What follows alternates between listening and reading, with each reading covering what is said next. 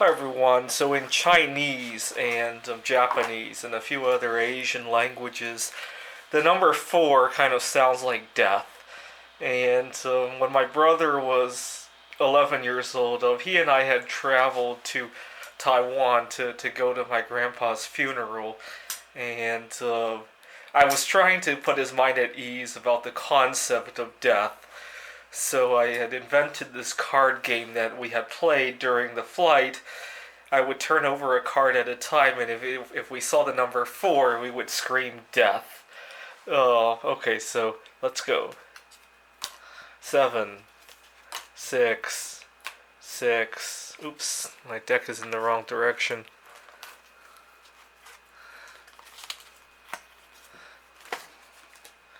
5. Oh yeah, about the number 5. My brother and I used to love the number 5 because we would need to wake up. Our parents would need to wake us up to go to school or go to some event or to go to the airport to fly to see our grandpa. And he and I would not be ready to wake up, and we would ask for 5 more minutes. In Chinese, the number 5 is pronounced "wu," and we would put 5 fingers up and go "wu," and it became a really funny event to scream 5 really loudly in Chinese. My brother and I, our first video game system was the Sega Genesis. We had the video game of Truxton.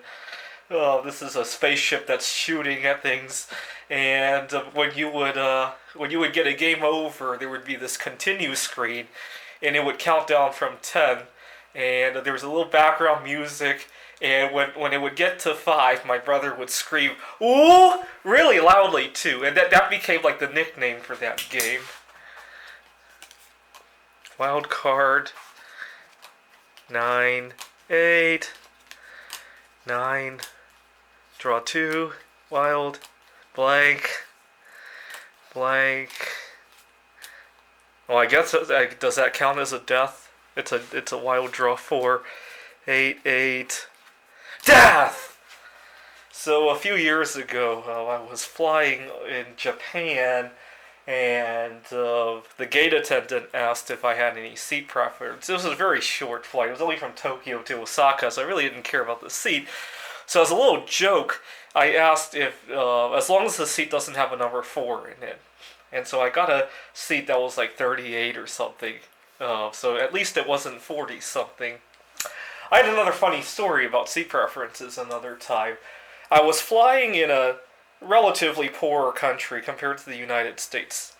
And I joked with the gate attendant that, if you have any younger female passengers who are flying alone, because I'd like to marry somebody out of the country so I could move here and retire, because I could afford to retire here.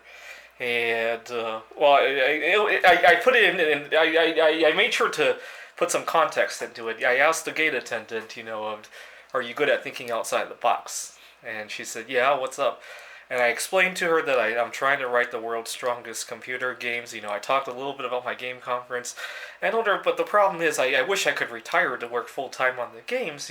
If I could marry somebody from here, I could move here and retire, off of my savings. And she tried her best to look at who was flying alone. She couldn't really tell the gender, but she looked for somebody who was flying alone, and she wished me good luck. And that was that. So it was nice. I had a good conversation, even though it didn't. I don't think I met somebody that I'm gonna marry and retire. So. But jokes like that really ease me up a little bit, because let's face it, I don't really like flying. I used to have a big fear of flying, and even today, death. And even today, I don't like the inconveniences that come with flying. The jet lag, dealing with crowds.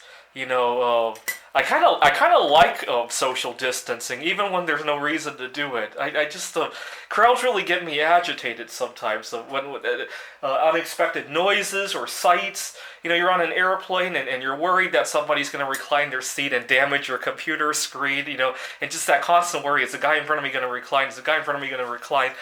Oh, that can eat at you. Or just somebody who might spill their food or drink. next to you, or somebody screaming death because they're playing a stupid card game. And unexpected sights and sounds sometimes really trigger me. I almost thought about people. I have a friend who wears hearing aids, unfortunately, but I almost thought about wearing a reverse hearing aid because sometimes unexpected noises they really agitate me. Earlier this morning, I had to call my landlord to fix my toilet.